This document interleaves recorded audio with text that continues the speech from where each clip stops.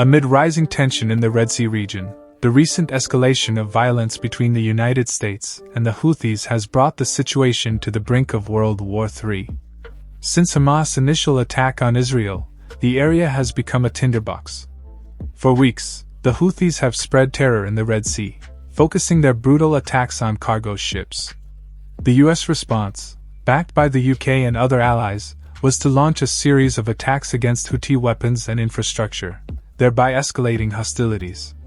In the latest significant operation, US missiles targeted 2 Houthi anti-ship missile facilities in the southern part of the Red Sea. These missiles posed an imminent threat to merchant ships and the US naval fleet in the region. US forces shot down and destroyed the missiles in an act of self-defense, carried out yesterday at 15:40 local time. However, the Houthis' response was swift. Immediately after the forceful American attack, Ansar al-Ajadi forces carried out a counterattack, attacking an American ship near the Yemeni coast of Mukalla. This incident came just a day after the United States will launch its 4th round of strikes against Iranian-backed rebels. The region is on the brink of a conflict that could have global repercussions. The waters of the Red Sea have become the scene of a geopolitical battle that threatens to unleash events of incalculable magnitude. The international community watches with concern as tensions continue to rise, without knowing what the outcome of this dangerous situation will be. Following the revelation of shocking images showing a charred hole in the side of a U.S. cargo ship, the result of a drone attack by Houthi rebels, the Gulf of Aden region is plunged into a state of unprecedented uncertainty and tension. The commercial ship Genco Picardy, on its journey to Tamil, India from the Egyptian port of Safaga, was targeted by a Houthi drone, according to the maritime traffic portal VesselFinder. The images released by the Indian Navy, which came to the aid of the cargo ship, are eloquent witnesses of the aftermath of the attack. Destroyed sections of the railings and a metal grate hanging loose can be seen, while the stern of the ship was charred after the fire broke out on board. The distress call issued by the merchant ship, which took place around midnight local time, was answered by the Indian Navy ship, the INS Visakhapatnam, which managed to control the fire and provide assistance to the Genco Picardy. In a statement, the Indian Navy highlighted, "The INS Visakhapatnam, which was carrying out an anti-piracy patrol in the Gulf of Aden, accepted the distress call and intercepted the ship at 12:30 last night to provide assistance." The Genco Picardy, with 22 crew on board, had no casualties and continued heading to its next port of call. The Iran-backed group claimed responsibility for the attack, consolidating a series of attacks on ships since November. In response to the American and British attacks, the Yemeni armed forces confirmed that they will not leave any new hostile acts unanswered or punished. In their statement, they stated, "The naval forces of the Yemeni armed forces carried out a strike operation against the U.S. ship in the Gulf of Aden with a series of appropriate naval missiles that resulted in precise and direct hits. Our forces did not. They will hesitate to attack all sources of threats in Arab and Red Bahrain as part of their legitimate right to defend their beloved Yemen and continue to support the oppressed Palestinian people." In this increasingly volatile scenario, the future of the region hangs in the balance, while world powers contemplate with apprehension the outcome of this dangerous geopolitical situation.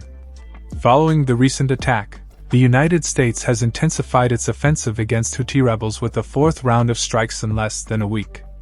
A U.S. official confirmed that the rapid response was directed against areas that were preparing to launch new attacks. Washington announced its intention to redesignate the Houthis as global terrorists, a move that will involve freezing funds by American financial institutions and banning their members from entering the United States. The U.S. Central Command issued a statement, revealing that 14 Iranian-backed Houthi missiles, loaded and ready to be fired, struck Houthi-controlled areas in Yemen. These missiles posed an imminent threat to merchant ships and the U.S. Navy fleet in the area. The Central Command highlighted that these attacks, added to other actions carried out, will weaken the Houthis' ability to continue their reckless attacks against international and commercial vessels in the Red Sea, the Strait of Bab el-Mandeb, and the Gulf of Aden. In the days before, the U.S. military carried out a new airstrike against the Iranian-backed cache of anti-ship ballistic missiles in Yemen. The promise of unimaginable revenge by the Houthi rebels following the UK and US attacks in Yemen last week has translated into a series of hostile actions. A missile fired from Yemen hit a Greek cargo ship in the Red Sea, adding to previous attacks on US ships.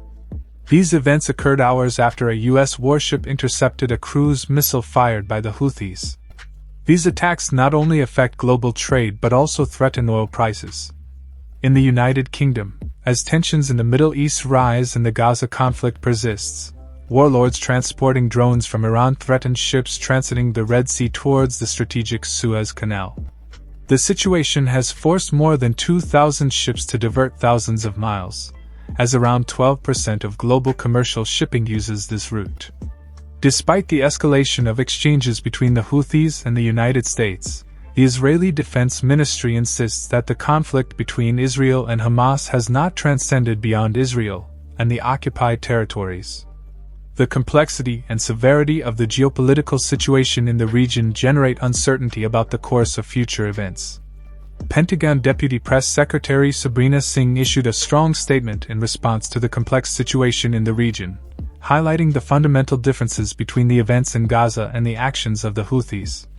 He noted that the Houthis are carrying out attacks in 50 countries, some of which lack a direct geographical connection to the Middle East. Singh stressed that the U.S. strikes have succeeded in reducing the Houthis' ability to fire on ships in the Red Sea, although they have not completely eradicated this ability. Regarding the results of the U.S. strikes, Singh said, "Our initial assessment is that we were very successful and were able to destroy almost all the targets that we hit. So again, it is a capability gap and a missile gap that they can use tomorrow."